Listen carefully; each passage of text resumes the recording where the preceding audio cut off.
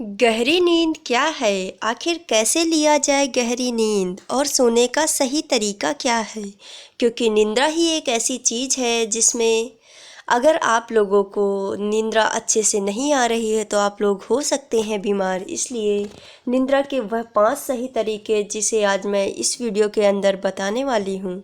तो चलिए एक छोटी सी कहानी के माध्यम से हम सभी जानते हैं निद्रा के महत्व और ऐसी 5 महत्वपूर्ण बातें जिन्हें ध्यान में रखना बहुत है आवश्यक। एक बार की बात थी। एक साहूकार बहुत ही अमीर था। वह सदैव धन धान्य से परिपूर्ण अपना जीवन व्यतीत करता था, किंतु उसके जीवन में एक बहुत बड़ा कष्ट था। वह कष्ट है निद्रा। वह साहूकार को नींद नहीं आती थी। धन तो बहुत था, किंतु नींद न आने के कारण वह बहुत बेचैन रहा करता था, क्योंकि नींद ना आना एक बहुत बड़ी बीमारी का कारण बन सकता है, जिसके कारण वह सदैव चिंतित और व्यथित रहता था। एक दिन वह अपनी चिंता में बहुत ही खोया हुआ था, तो उसने सोचा कि मैं क्यों न किसी आश्रम में घूम कर आऊँ। वह सुबह सुबह उठता है और करीब 3 बजे 4 बजे के बीच में वह एक बौद्ध भिक्षु के आश्रम पहुँच जाता है। और जब वह आश्रम पहुँचता है तो वह देखता है कि प्रातःकालीन सभी बौद्ध भिक्षु अभी निद्रा में लीन हैं। वह देखता है कि बौद्ध भिक्षु इतने अच्छे से और इतने शांत मन से सो रहे हैं। उनकी ऐसी नींद को देखकर वह बहुत ही व्याकुल हो उठता है और कहता है कि यह लोग इतने अच्छे से सो रहे हैं और मुझे इतनी ज़्यादा धन धान्य से परिपूर्ण होने के बाद भी नींद नहीं आती है।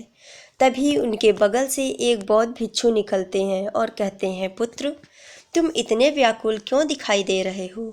तभी वह बौद्ध भिक्षु के पास बैठ जाता है और कहता है, हे गुरुदेव, मुझे नींद नहीं आती है।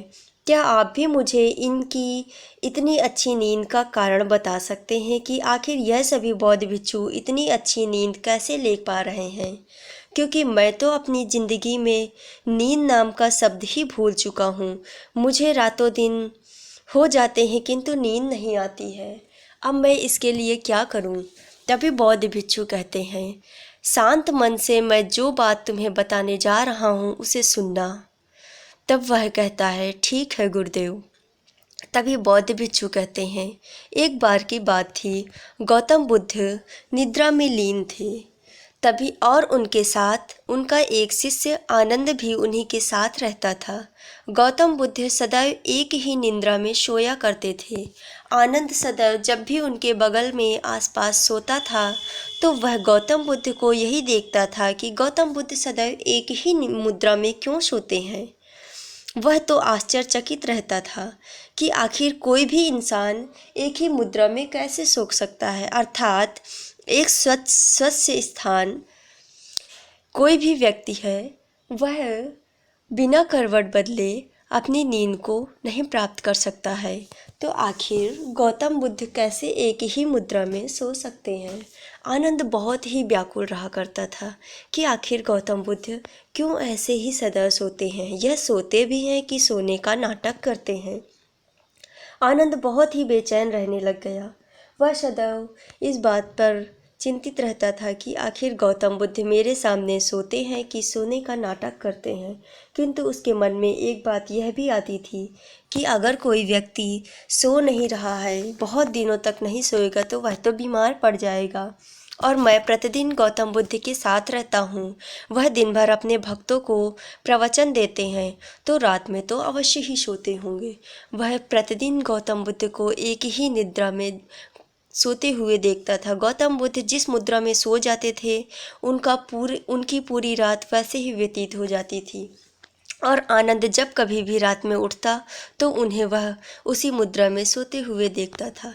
एक दिन उसने बहुत ही व्यथित होकर गौतम बुद्ध को उनकी नींद से ही उठा दिया और कहा, हे गौतम बुद्ध गुरुदेव, क्या आप सोते हैं आखिर कि सोने का नाटक करते हैं? तभी गौतम बुद्ध ने कहा, क्यों, ऐसा तुम्हें क्यों लग रहा है? वह कहता है कि मैं सदैव तुम्हें इसी मुद्रा में सोते हुए देखता हूँ। आखिर आप इसी मुद्रा में कैसे सो सकते हो? एक स्वस्थ इंसान तो पूरी रात करवट बदलता है, किंतु आप एक भी बार अपना करवट नहीं बदलते हैं। तभी गौतम बुद्ध ने कहा, मैं अपने मन के अनुसार नहीं बल्कि बुद्धि के अनुसार सोता हूँ। क्योंकि व्यक्ति जब अपने मन के अनुसार कार्य करता है तो उसे उसी के अनुसार चलना होता है, किंतु मैं अपनी बुद्धि के अनुसार कार्य करता हूँ। मैंने अपने मन पर विजय प्राप्त कर ली है, जिसके कारण मेरा यह शरीर सोने के बाद मृत के समान हो जाता है और मेरी बुद्धि सदैव तत्पर और जागृत रहती है, जिसके कारण मैं अपने शरीर की मुद्रा का बदलाव बिल्कुल भी नहीं करता हूँ और सदैव एक ही मुद्रा में रहता हूँ। पूरा दिन मैं लोगों को प्रवचन देता हूँ और रात में मैं अपने मन को एक किनारे रखकर अपनी बुद्धि को जागृत करके अपनी बुद्धि के अनुसार एक ही मुद्रा में सोने के लिए तत्पर हो चुका हूँ, जिसके कारण मैं सदैव एक ही मुद्रा में सोता हूँ। तभी बौद्ध भिक्षु की ऐसी यह कहानी और बातें सुनकर आनंद तो संतुष्ट हो गया, और उधर जो व्यक्ति साहूकार यह बातें सुन रहा था उसने कहा कि हे गुरुदेव, आप मुझे यह सब बातों में मत घुमाइए। आप मुझे साफ साफ यह बताइए कि आखिर मुझे नींद नहीं आती है तो मैं इसके लिए क्या करूं? तो उन्होंने कहा, अच्छा ठीक है, हम इस कहानी का अंत करते हैं और तुम्हें अपने साफ साफ शब्दों में बताते हैं कि आखिर तुम्हें नींद क्यों नहीं आती, इसका कारण क्या है। तब उन्होंने उसको साहूकार को कारण बताना प्रारंभ किया, जिसमें सबसे पहला कारण था अन्य काम करना। साहूकार को भिक्षु ने कहा कि तुम अपने बिस्तर पर सोने के अलावा अन्य कार्य भी करते हो, जैसे कि खाने का कार्य, बिस्तर पर बैठकर टीवी देखने का कार्य, बिस्तर पर बैठकर अन्य बहुत सारे कार्य तुम करते रहते हो, जिसके कारण तुम्हें नींद नहीं आती। कई बार लोग बहुत सारे कार्य जैसे अपने ऑफिस का कार्य तक अपने बिस्तर पर ही बैठकर करने लग जाते हैं, जिसके कारण वह यह भूल जाते हैं कि यह हमारे सोने का बिस्तर है और हमें यहाँ पर सोना है। इसी कारण से उनका मन एकाग्र नहीं रह पाता है और उनको अच्छी नींद नहीं आती है। दूसरा कारण है समय।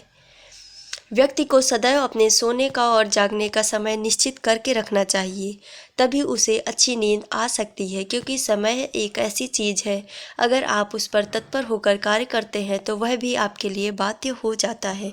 इसके कारण बौद्ध भिक्षु ने कहा, दूसरा कारण यह है कि तुम अपने समय को एकबद्ध करो।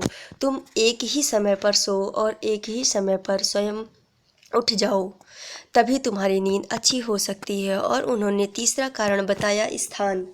बौद्ध भिक्षु ने कहा, अगर तुम अपने सोने के स्थान को निश्चित कर लेते हो कि मुझे सिर्फ और सिर्फ इस स्थान पर सोना है, इसके अलावा मुझे यहाँ पर कोई और कार्य नहीं करना है, तो भी तुम्हारी नींद अच्छी हो जाएगी। क्योंकि जब तुम उस स्थान पे जाओगे और उसमें तुम्हें यह याद रहेगा कि मुझे सिर्फ और सिर्फ यहाँ सोना है और अन्य कार्य नहीं करना है, तो तुम्हें अच्छी नींद आएगी। अब बात कर लेते हैं अगली बात की, खाली मन। जब तुम सोने जाते हो तो तुम अपने मन को एकाग्र कर लो।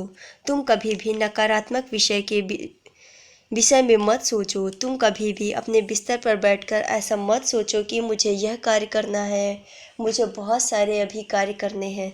सदैव तुम अपने बिस्तर पर बैठकर यही सोचो कि मुझे सिर्फ और सिर्फ सोना है और मैं इस स्थान पर इस समय इस जगह सोने के लिए आया हूँ। और बौद्ध भिक्षु ने अपना अंतिम कारण बताया नींद ना आने का। उन्होंने कहा, कई बार लोग बहुत सारा भारी भोजन कर लेते हैं, जिसके कारण उन्हें अच्छी नींद नहीं आती है और जिस स्थान पर वह सोते हैं वहाँ का माहौल भी नहीं अच्छा होता है। जिसके कारण बौद्ध भिक्षु ने कहा कि तुम अपने सोने के स्थान को ऐसा बनाओ जहाँ पर शांत वातावरण हो। समस्त लाइटें बंद करके तुम अपने कमरे के एक किनारे एक छोटा सा दीपक जलाओ और उसी दीपक की ओट में तुम्हें रात भर बहुत अच्छी नींद आएगी। तभी बौद्ध भिक्षु की ऐसी बातें सुनकर वह व्यक्ति बौद्ध भिक्षु से संतुष्ट हो जाता है और कहता है, गुरुदेव आपने आज मुझे ऐसा ज्ञान दिया है जिसको आज तक मुझे किसी ने नहीं दिया है। मैं यह सभी बातें अपनाऊंगा और निश्चित ही मुझे भी नींद आने लगेगी। वह व्यक्ति वापस अपने घर को जाता है और अपने समस्त घर वालों को यह बात बताता है और अगले ही दिन उसने यह सभी दिनचर्याएं अपनाई और उस व्यक्ति को बहुत अच्छी नींद आने लगी, जिसके कारण से मेरी यह कहानी बहुत ही अच्छी और सार्थक साबित होती है, क्योंकि आप सभी लोग भी अगर यह 5 बातें अपना लेते हैं तो आपकी नींद भी बहुत अच्छी हो जाएगी। क्योंकि यह बातें साधारण नहीं है, यह गौतम बुद्ध द्वारा बताई गई ऐसी 5 बातें हैं जिसके कारण आप अपनी नींद को बहुत अच्छी ही नहीं, साथ ही साथ बेहतरीन भी बना सकते हैं। क्योंकि निद्रा ऐसी चीज़ है जिसके कारण ही हमारा जीवन सार्थक है। अगर हम अपनी नींद अच्छी नहीं लेंगे तो हम अपने प्रतिदिन के कार्य भी अच्छे से नहीं कर पाएंगे। वीडियो को देखने के लिए धन्यवाद। अगर मेरी वीडियो आपको अच्छी लगी हो तो वीडियो को लाइक करिए और मेरे चैनल को सब्सक्राइब करिए। धन्यवाद।